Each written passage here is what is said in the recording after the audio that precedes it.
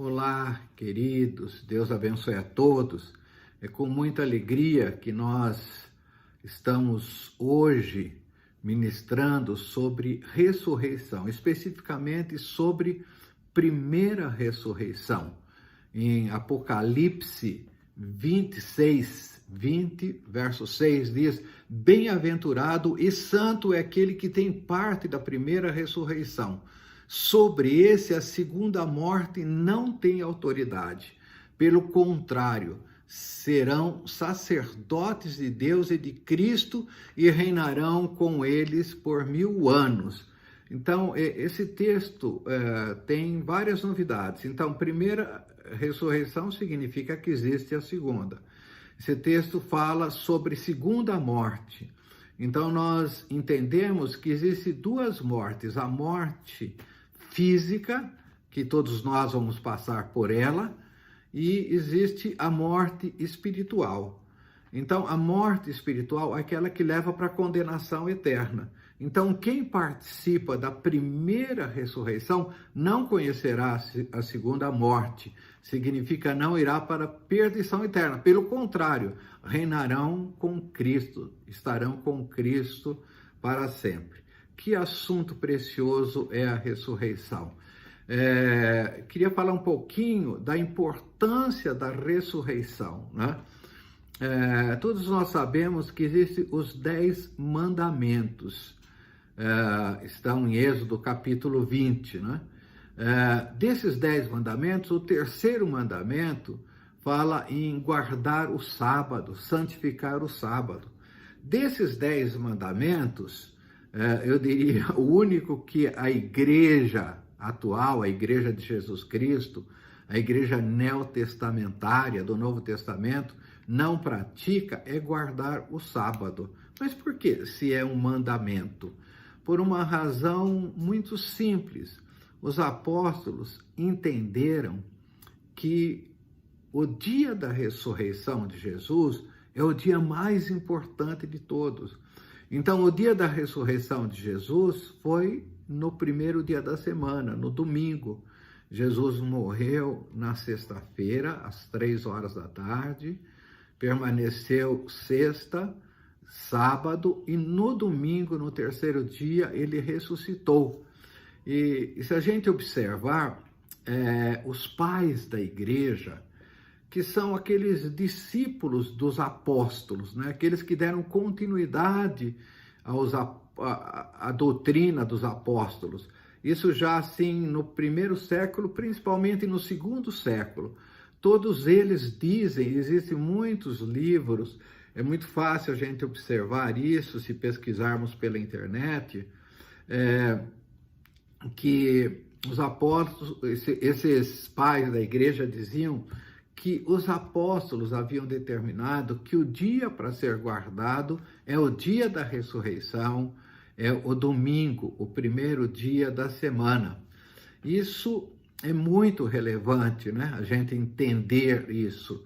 Existe hoje algumas denominações, como os adventistas do sétimo dia, né?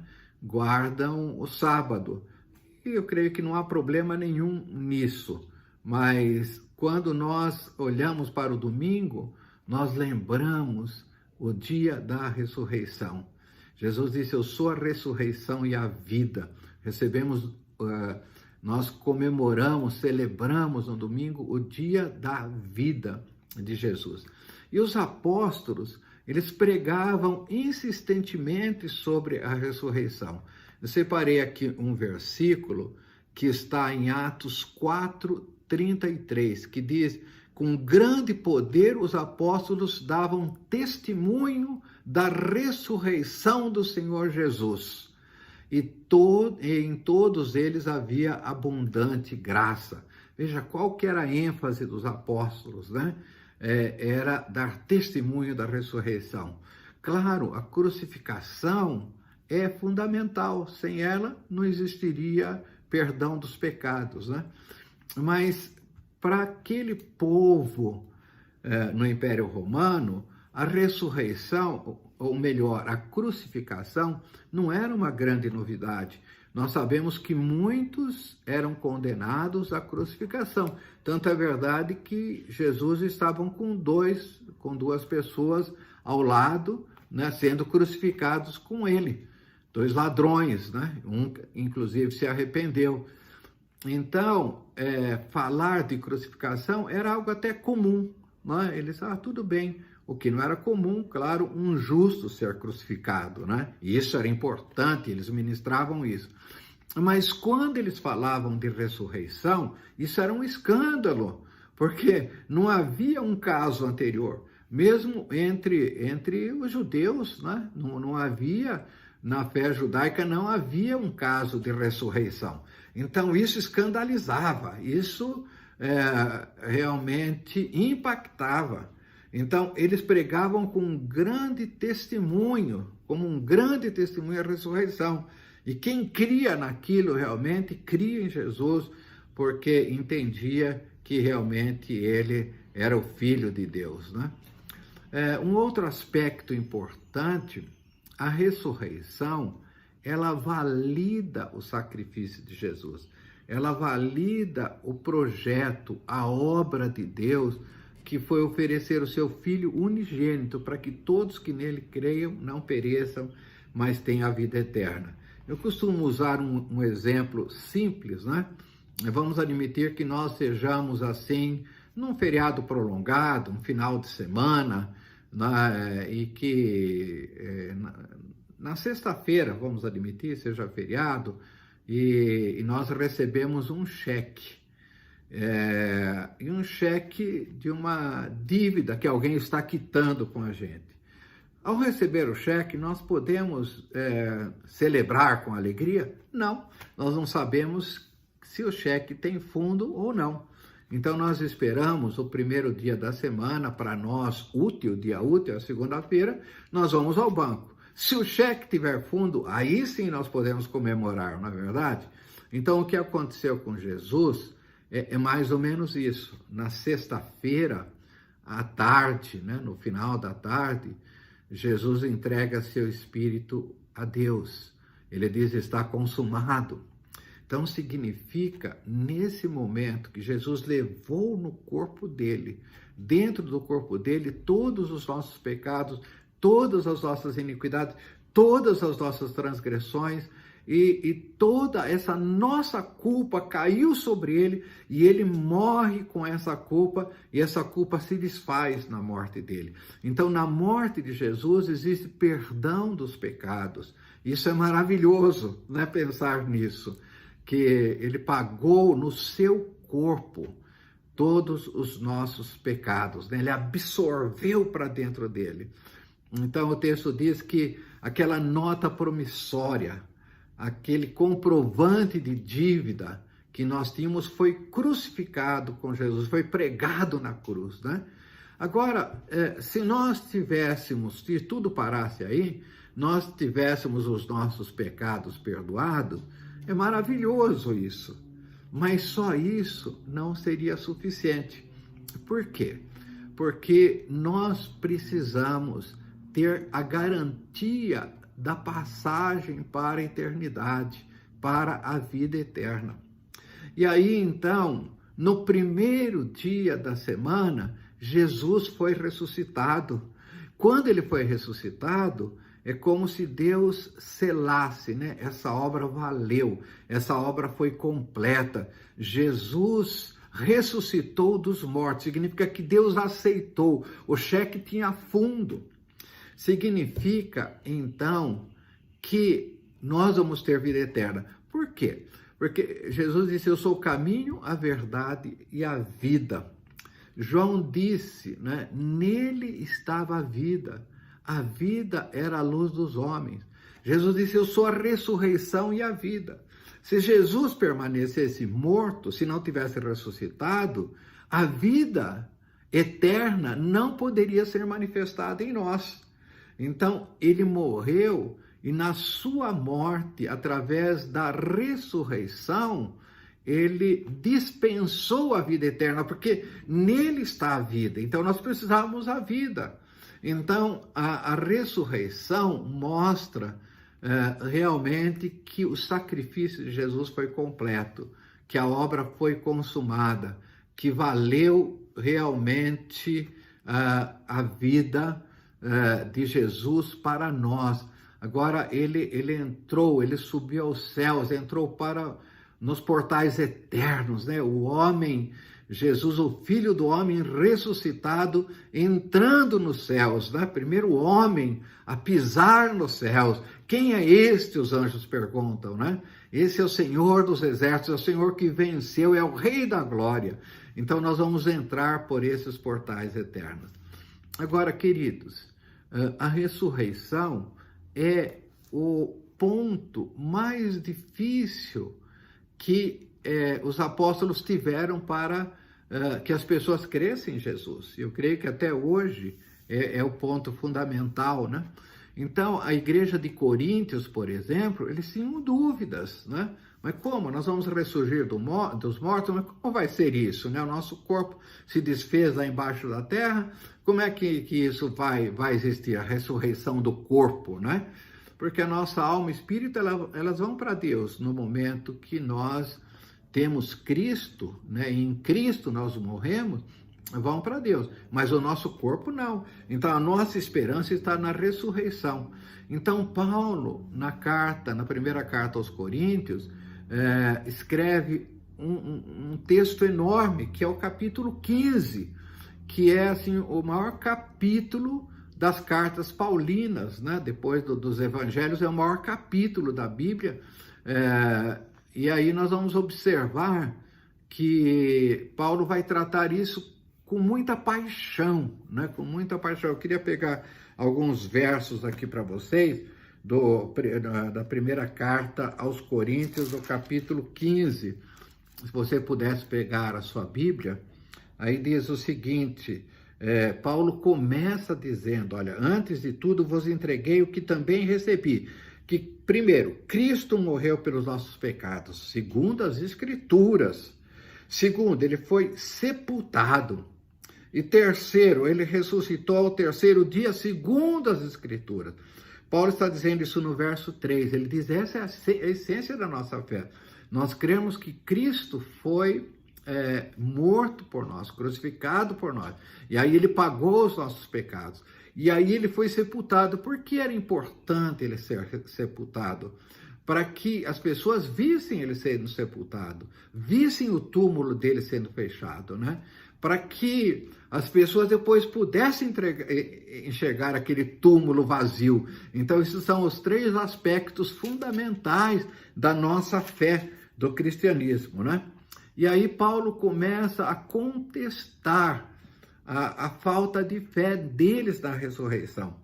No verso 12, por exemplo, ele diz, ora, se é corrente pregar-se que Cristo ressuscitou dentre os mortos, como, pois, afirmam alguns dentre vós que não há ressurreição dos mortos? Veja, então, ele está dizendo que o que adianta pregarmos isso, que Cristo ressuscitou, se as pessoas não estão crendo nisso? E se não há ressurreição dos mortos, então Cristo não ressuscitou. E se Cristo não ressuscitou, é vã a nossa pregação, é vã a vossa fé. Olha o que ele está dizendo, se não tem ressurreição dos mortos, não tem vida eterna, não tem vida em abundância, não tem a vida de Cristo para nós, se Cristo não ressuscitou. Então, isso é a essência da nossa fé. Então, Paulo está dizendo, nossa, então não tem razão, está tudo perdido. Se Cristo não ressuscitou, o que adianta nós termos os nossos pecados perdoados? O que adianta estarmos purificados com o sangue de Jesus? Não é? Tudo isso é lindo, mas nós vamos ficar embaixo da terra bonito, sem pecado, tudo, mas acaba, não tem vida. Então Paulo está dizendo, se Cristo não ressuscitou, é vã a nossa pregação, é vã a nossa fé. E ele diz no verso 30, e porque também nós nos expomos a perigos a toda hora, dia após dia eu morro. Eu protesto, irmãos, pela glória que tenho em vós outros, em Cristo Jesus, nosso Senhor. Se como homem lutei em Éfeso com feras, Que me aproveita isso se os mortos não ressuscitam? Comamos e bebamos que amanhã morreremos. Então Paulo está dizendo, por que que eu entreguei minha vida? Por que que eu fui agredido? Eu fui apedrejado, eu enfrentei feras. Se Cristo não ressuscitou, o que que adianta tudo isso? Eu não vou ter vida eterna. Então eu fiz isso na convicção de que Cristo ressuscitou, glória a Deus. Então ele mostra que seria em vão a ressurreição, a crucificação, se não houvesse ressurreição. E Paulo termina dizendo no capítulo 15 como vai ser essa primeira ressurreição. Ele diz assim, no verso 50, isto afirma, irmãos, que a carne e o sangue não podem herdar o reino de Deus, e nem a corrupção herdar a incorrupção. Significa que essa carne, ela não vai existir no reino de Deus. O sangue que nós temos no reino eterno não vai existir. Nós sabemos que nós vamos receber um corpo glorificado, né? Ele diz aqui, eis que vos digo um mistério, nem todos dormiremos, mas transformados seremos todos. Então, ele fala nesse texto sobre corpo natural e corpo espiritual. Então, nós vamos receber um corpo espiritual, mas não significa que esse corpo espiritual é vento, né? Porque Jesus tinha um corpo espiritual depois da ressurreição e ele comeu peixinhos junto com os discípulos, né? Então, esse corpo comia e, ao mesmo tempo, Jesus atravessava paredes, porque quando eles estavam reunidos num cenáculo com as portas fechadas, Jesus se apresenta no meio deles. Então, existe esse corpo glorificado. E Paulo está dizendo que nem todos nós vamos morrer, né? Nós estamos falando da volta de Jesus, e se for nessa geração, nós não vamos morrer, passar por velório, né? Mas o nosso corpo será transformado, né? Então ele diz, no momento, num abrir e fechar dos olhos, ao ressoar da última trombeta, a trombeta soará e os mortos ressuscitarão incorruptíveis e nós seremos transformados. Então ele diz, quando vai acontecer essa primeira ressurreição que nós estamos falando, que são os bem-aventurados? Ele está dizendo depois da última trombeta, quer dizer, na volta de Jesus. Então aí nós seremos ressuscitados, os que estiverem mortos, os que morreram em Cristo, né? Eles serão ressuscitados primeiro e logo em seguida nós seremos transformados com o corpo glorificado e todos nós nos uniremos a Cristo, nos encontraremos com Ele nos ares, vamos reinar com Ele, vamos ser vencedor com Ele. E Paulo, nesse capítulo, ele explica que assim como uma semente precisa morrer para que ela dê frutos, para que ela produza frutos, por exemplo, uma semente de laranja, né? Ela vai produzir laranjas. Assim somos nós. Nós também vamos morrer como um grão de trigo morre, e com a nossa morte do nosso DNA, alguma coisa que Deus vai lá buscar, e nós vamos ser essas pessoas identificadas, né? Só que nós vamos ter um corpo glorificado, um corpo incorruptível, um corpo eterno, graças à ressurreição de Jesus. Então essa é a primeira ressurreição. Numa oportunidade seguinte, nós vamos estar falando sobre a segunda ressurreição, que é para a condenação eterna. Então, o quanto é importante nesse momento a gente estar com Cristo, a gente invocar o nome de Cristo, a gente andar com Ele, a gente aprender de Cristo, a gente comer de Cristo, a gente se alimentar de Cristo, a gente viver em Cristo, a gente entregar nossas vidas para Cristo, para que nós participemos dessa primeira ressurreição, para que nós sejamos crucificados. Nós já fomos crucificados com Cristo. Agora, no momento que eu confesso que Cristo é o Senhor e de todo o meu coração creio que Ele ressuscitou dos mortos, nós seremos salvos e nós estaremos ressuscitando com Ele. Que Deus abençoe a todos e você possa comemorar e viver a alegria da ressurreição. Essa é a nossa esperança, a ressurreição do nosso corpo. em nome de Jesus. Pai nosso que estás nos céus, ajuda que todos nós possamos crer nessa verdade. Acrescenta-nos fé, Senhor, para cada dia nós possamos viver a alegria da ressurreição. No nome de Jesus eu te peço e no nome de Jesus eu te agradeço. Amém, amém e amém.